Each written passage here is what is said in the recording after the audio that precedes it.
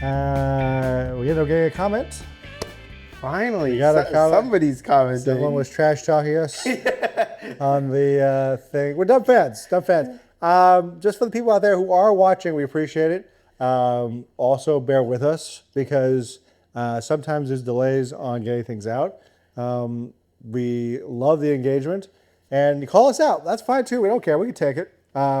We're usually on time though. It's not. We're not too far behind. Usually. Yes. I think it was on me though on that last one. I will say because when we filmed the last series of episodes, I for some reason thought we released it already, so I wasn't even thinking about it. Yeah. So we launched a video on a series that ended already. That was Carolina Montreal. For those who don't know, that's the Stanley Cups are underway now. Cup final, we have Vegas and Carolina.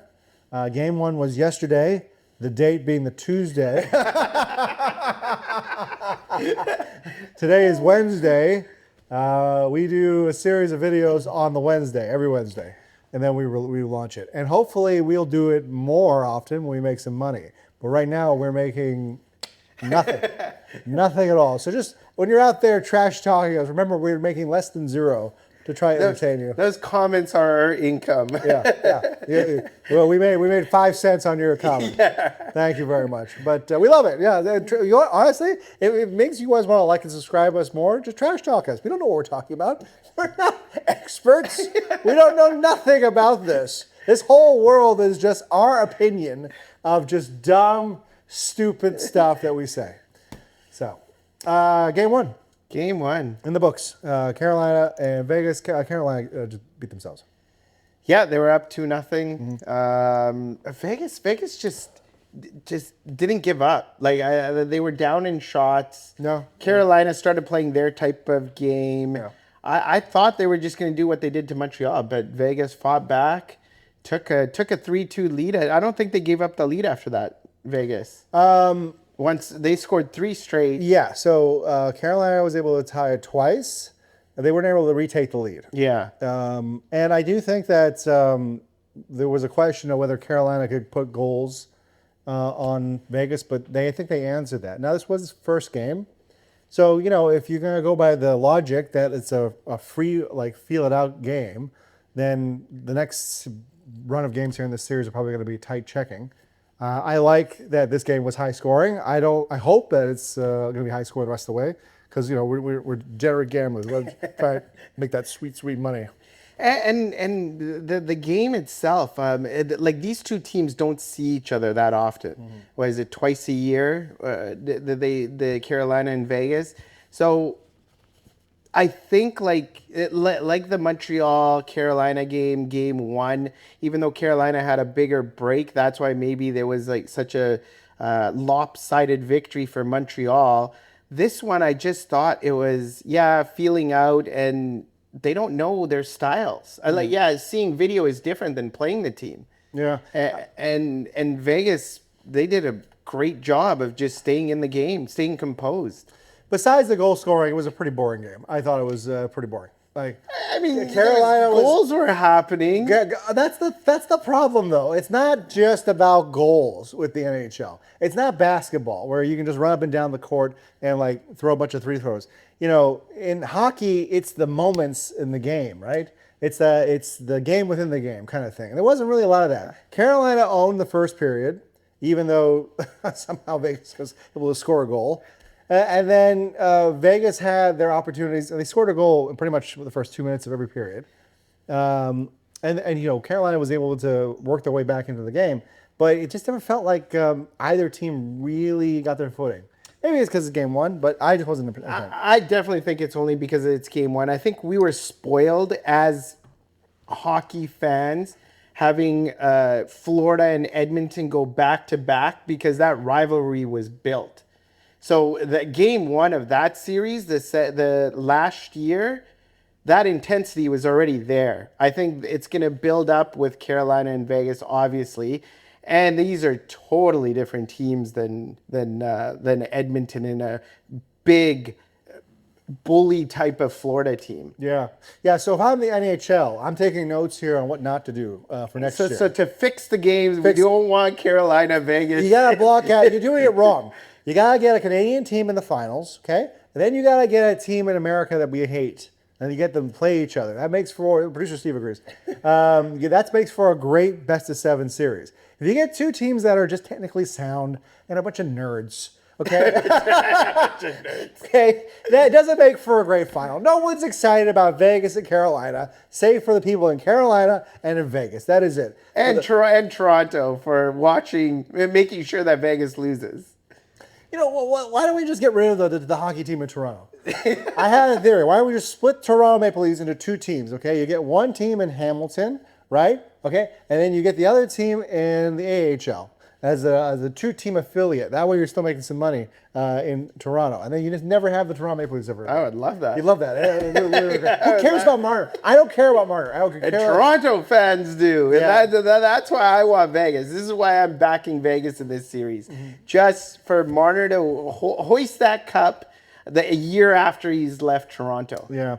I just can't see a guy like Carter Hart win a cup. Flip side, obviously. Outside of the sport, yeah. I don't really believe like someone like that should be getting opportunity. And the chants that were happening during the game, last game, no means no. Yeah, and he never addressed the media on media day. I guess the Vegas team was trying to like shield him from that. Which makes sense. I mean, but he shouldn't be shielded. I'm saying he should have to answer those tough questions. Yeah. But I get why the team wants to shield him because they want more of the story to be on the team rather than just the player. Yeah. You know what? Carter Hart, be a man. All right? Face the media, buddy. Okay? You're in the Stanley Cup Finals. You demand some answers. I agree. Yeah. This is like NFL media day where you have to talk. Remember Lynch? He had to go out there. Yeah, and he did. And he answered the same way. I'm just here so I don't get fined. Yeah. But in this case, a genuine statement or something would be freaking amazing. But, add to that point, I do think that in terms of like drama, it's hard to like try and generate anything. Like if you think about like the two front runners for the Conn Smythe, you got Taylor Hall and you got Mitch Marner, two of the most boring players. Well, I think Ehlers is probably ahead of Hall now after that. Well, Freddie Anderson should be the Anderson is Anderson should be the Conn Smythe. In fact, Anderson should win the Conn Smythe, in my opinion, even if they lose, like a Paul McDavid.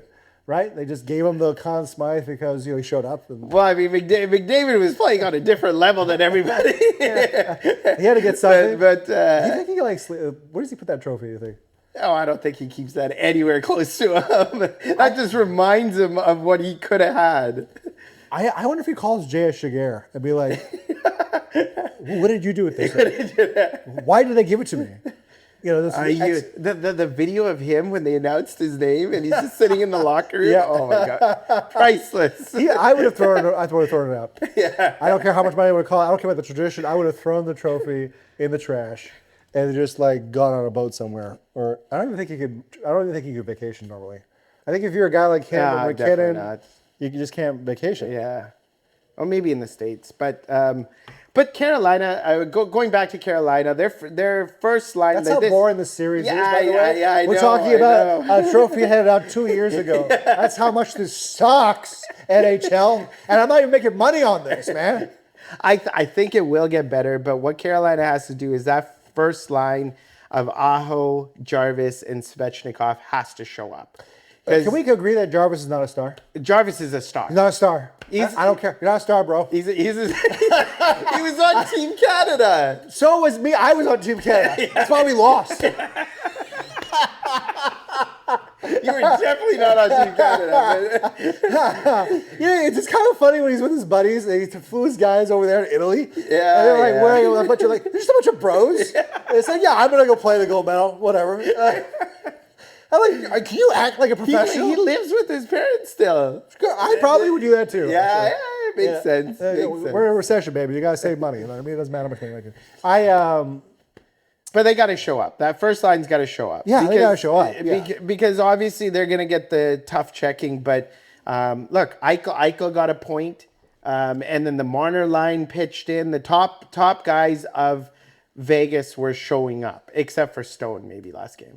Yeah. We both bet on him. Really needed Stone. Just really for 1 point. Just so for the guy goes or 2 shots even. Goes off for 20 points in the last game. And then he's like, I'm good. It's kind of funny. So when you're like really relying on someone, this is a little, I'm going to put you guys on some game here when you're a gambler, okay? Because all you're doing is looking for that player on the ice. You're watching his tendencies and what he's doing. And either he was underutilized. I didn't know he's not on the first power play unit. Oh, he's on the first power play. I didn't see him on there. No, he was there. You saw him? Because I didn't see him on. I mean, he was quiet, but he was there. Double or nothing on the next game if he's on the power play.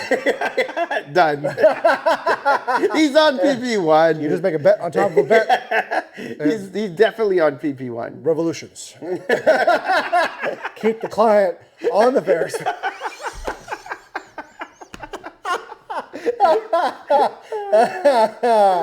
Wolf of Wall Street's such a good movie. Little reference there. Like and subscribe. Make sure to comment below if you know the references we do. We like a lot of movie references. And if you message it on the YouTube, we might even use it on the show as opposed to trash talking it. It's funny. Yeah, so I mean, I don't know. I think, unfortunately, it's going to be really boring the rest of the way. I can't see these teams scoring, what was it, 9 goals? Yeah, 9 goals. 9 goals. That's not happening within the 2 stingiest teams in the league. I just can't see it happening. But one of these teams has got to break out and be the offensive dynamo. I think it would probably be Vegas because they do have more stars, I think, up front. But I mean, Carolina can score, man. Like I wasn't surprised they were putting goals in. Yeah, they can score, but I just if that top line's not doing it, then I don't see where it's coming from consistently. Yeah. I mean, we've seen where it comes from. The Ehlers, the Halls chipping in. Stahl got a goal. Yeah. With his brother at the start. Yeah. Getting everybody pumped up, but yeah, I like if your first line's not clicking, it's going to be tough to win a cup. Yeah, I have Carolina in 7. I think that this Vegas team is very good. They have the right kind of pieces in place to win, basically. So if Carolina's going to do it, I thought when they were up 2-0, the game was over, to be honest. So when they went up 2-0, what a great move by Tortorella. There was a TV timeout, and usually everybody just kind of skates around, but he had everybody gathered around the bench, pretty much used it as a timeout, and right shortly after that, I think maybe like a minute or 2 after that, is when Theodore scored off from the point. That's not a torch thing. A lot of coaches do that. But right now you got to give it to Torts being upper hand in coaching part, because what a great play by him. Yeah. Using the TV timeout and not using your own timeout just in case you need it down the road. Yeah, I think he's the most overrated coach in the league. Why? Overrated coach in the league. You can't say that for a guy who's gone to the cup. I could absolutely say that. Won a cup. And won a gold medal. And won a gold medal. And a silver medal. Yeah. They don't actually. How is he overrated? I just think there's a lot of Tortsisms. He's an entertaining character. Don't get me wrong. He's very entertaining. I love him for the game because I just love watching him yell at guys. But that's not coaching elite in terms of on display there. He's one of those guys who's just very old school baby. And then he likes to just whittle his top stars down and get in their faces. That's not coaching. But it's working. Yeah, it's working. It works in a bubble. Vegas knew that. That's why they hired him for 2 weeks. Hey, you got 2 weeks to spare, Torts? We're trying to win a Stanley Cup. Looking at his watch, he's like, I don't know. I mean, I could. Yeah, I guess I could. Yeah, 2 weeks. So if Vegas wins, since Cassidy's still on the payroll and he coached most of the regular season, does he get a ring? Well, we should source this, as we've heard this conversation floating around in other podcasts, other shows. Yes. I did say this. So when Chicago won their first cup, okay, you remember that? Who was the GM at the time there? So Bowman took over for Stan Bowman. I just said his name too. So but let us know if you guys remember his name. But I'll think of it in a second. So what happened was he got fired. And then that year, Chicago goes and wins their first cup. Mm-hmm. And then what happened was the GM got hired by Florida, went to go rebuild their team there because they were in a bit of a rebuild, and they sent him a ring. And I think that... So was it that he was supposed to get one, or was it courtesy by Chicago to get him a ring? Well, that Chicago team was built by him.